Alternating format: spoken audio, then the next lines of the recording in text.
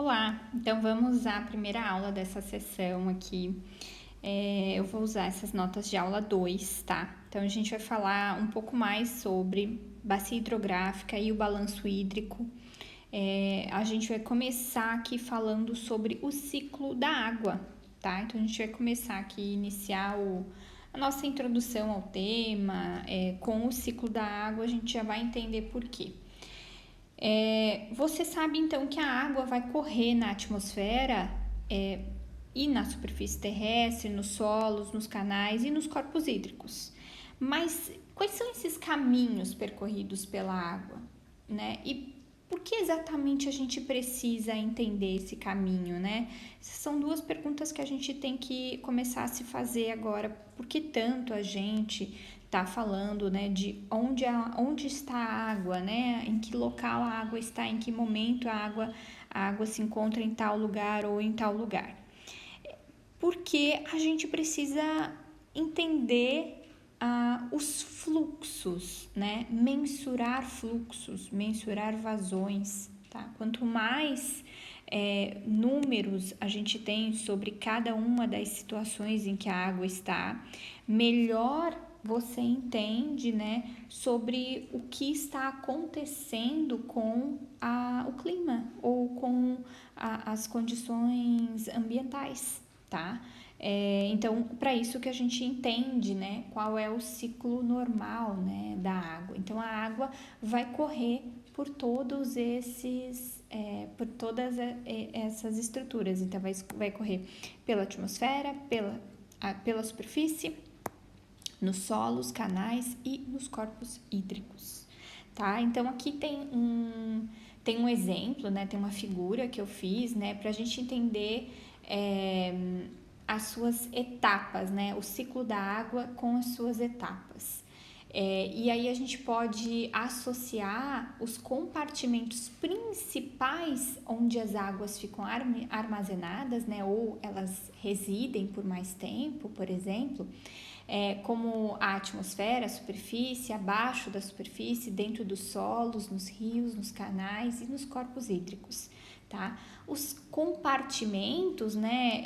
Eu como engenheira, eu sempre associo isso a locais, reatores. Então, eu sou engenheira química, eu sempre faço essa associação dentro da minha cabeça, como sendo realmente um volume de controle, um localzinho ali que tem endereço próprio, tá?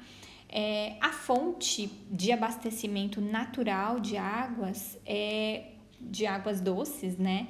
É constituída pelas precipitações, tá? Então, as precipitações vão acontecer aqui nesse pedaço, né? Na chuva e na neve, por exemplo, nas precipitações.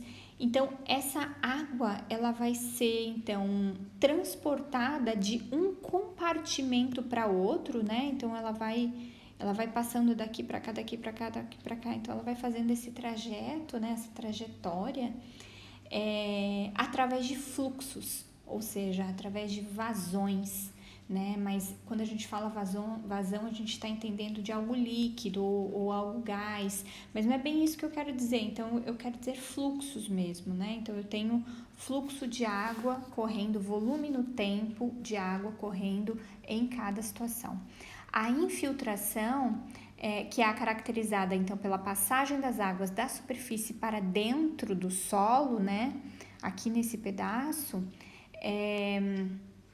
e a percolação que está associada então ao fluxo da água nos solos, inclusive, né, com a recarga para os aquíferos, né, os fluxos deixam então essas superfícies depois por evaporação, né, então pelo processo de evaporação aqui, e as superfícies vegetadas na forma da evapotranspiração. Os fluxos laterais constituem, então, os escoamentos superficiais, né? Então, eu tenho aqui fluxos laterais que eu tô falando. Então, eu tenho escoamentos superficiais, então, bem diferentes, né? Então, eles andam em sentido diferente desses daqui, tá? E aí eu tenho os escoamentos do tipo subsuperficial e os subterrâneos. E os fluxos, além dos fluxos associados com escoamentos do rio mesmo, né? Então, canais e corpos hídricos vão ter seu próprio escoamento, né?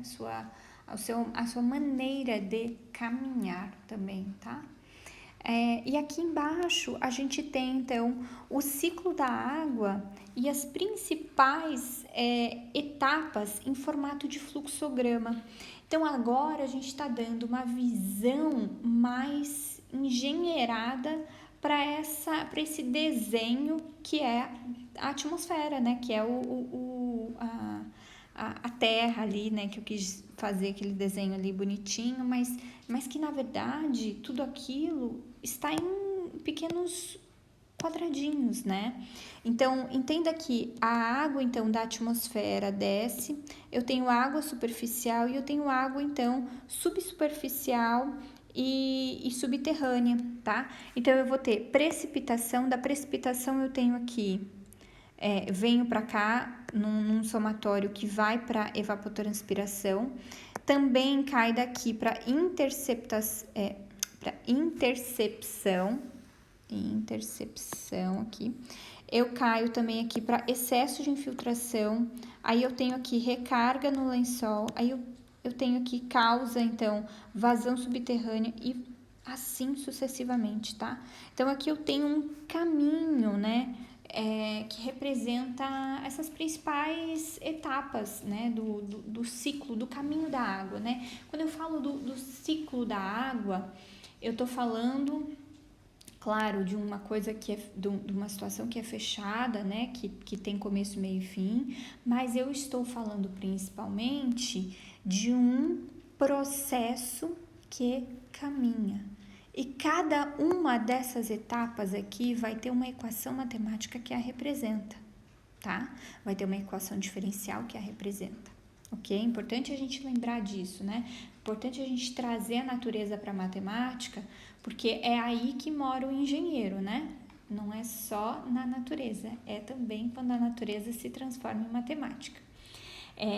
Resumindo, então, o ciclo hidrológico, né, a circulação da água do oceano através da atmosfera para o continente, então, retorna após a detenção em vários pontos para o oceano através de escoamentos superficiais ou subterrâneos e, em parte, então, pela própria atmosfera. Então, a gente faz todo esse caminho aí.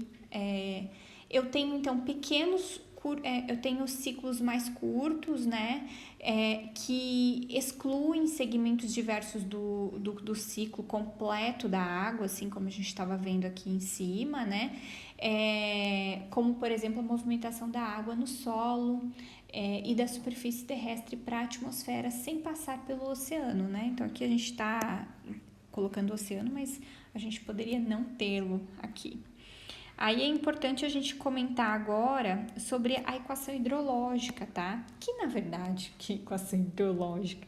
Isso aqui é uma equação de conservação da massa, né? É importante a gente lembrar que eu tenho um sistema conservativo, porque na verdade isso aqui não é um alienígena, isso aqui é algo que está aqui na Terra e nem o alienígena tem um ciclo conservativo, tá?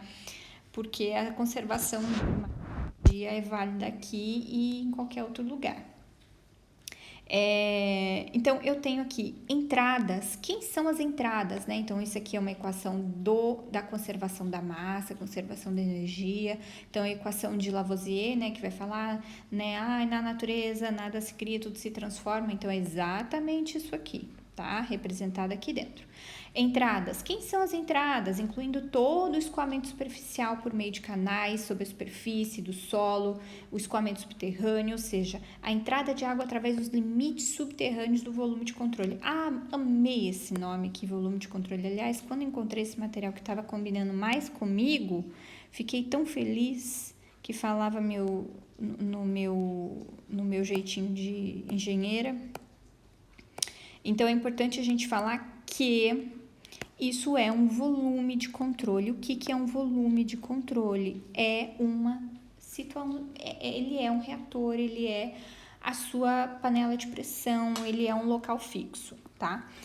Então, devido ao movimento lateral da água no subsolo e a precipitação sobre a superfície do solo. Então, essas são todas as entradas do sistema, tá? Quem são as saídas do sistema? Saídas da água no volume de controle devido, então, ao escoamento superficial, escoamento subterrâneo, evaporação, evapotranspiração, transpiração das plantas, enfim.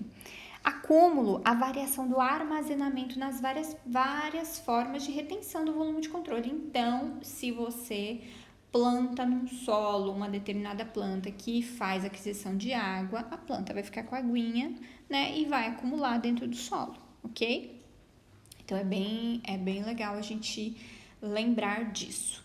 E aí, um último tópico que eu queria comentar, então, que embora a gente possa parecer que todo esse ciclo é um mecanismo contínuo, né?